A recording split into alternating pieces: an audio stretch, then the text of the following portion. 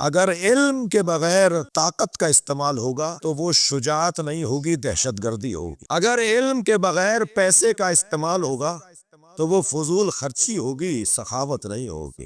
تو کیا کریں کہ ہمارے روح کو تقویت ملے تاکہ ہمارا بدن اس کے تابع ہو جائے؟ بس جو جتنا طاقتور ہوگا دوسرے کو اپنی طرف وہ راغب کرتا چلا جائے گا، اپنے تحت فرمان کرتا چلا جائے گا۔ تو ہمیں بدن کو اگر طاقتور کریں گے تو روح ہماری کمزور پڑ جائے گی، اور روح کو طاقتور کریں گے تو بدن اس کے تابع ہو جائے گا۔ میں نے بہت سارے مرد دیکھے ہیں جو میدان سے بھاگ رہے تھے، اور ہم نے کچھ عورتیں بھی دیکھی ہیں جو مردوں کو مرد بنا رہے تھے۔ تو یہ کوئی ضروری نہیں ہے کہ مرد ہی آگے رہے گا، جس کی روح مضبوط ہوگی وہ سربراہی کرے گا، وہ آگے جائے گا، وہ ترقی کرے گا، وہ آگے بڑھے گا جس کی روح مضبوط ہوگی۔ کیا کریں کہ روح مضبوط ہو؟ آپ اسی مجلس کی سامنے کی مثال لے لیجئے۔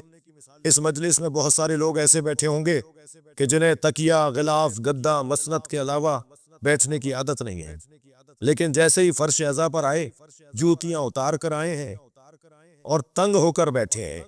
یہاں بدن کو تکلیف ہو رہی ہے مگر روح کو غذا مل رہی ہے۔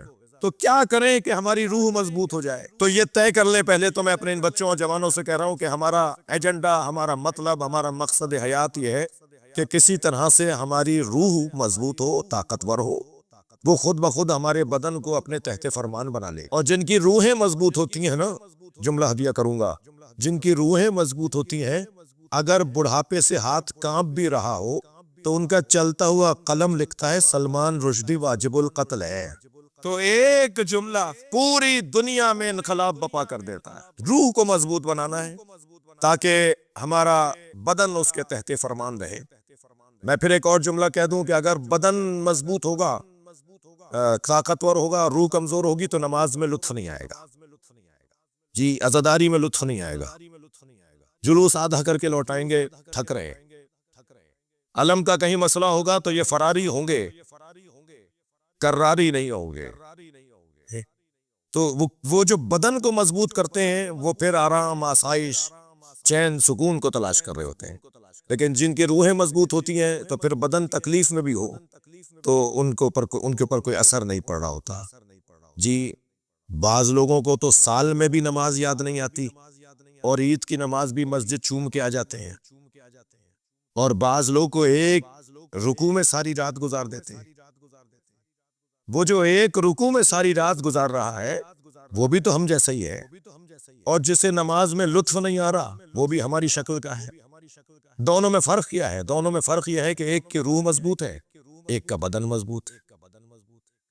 آیت اللہ نخود کی ان کے شاگرد فرماتے ہیں کہ میں حرم امام رضا میں داخل ہوا تو میں نے انہیں رکوع میں دیکھا، اول شب تھا، میں حرم مولا رضا میں زیارت کے لیے گیا اور نماز فجر سے کچھ پہلے تجدید وضو کے لیے باہر آیا تو حرم امام رضا کا پورا صحن برف میں ڈھک چکا تھا، چھپ چکا تھا، اور ایک برف کا ٹیلا مجھے نظر آیا۔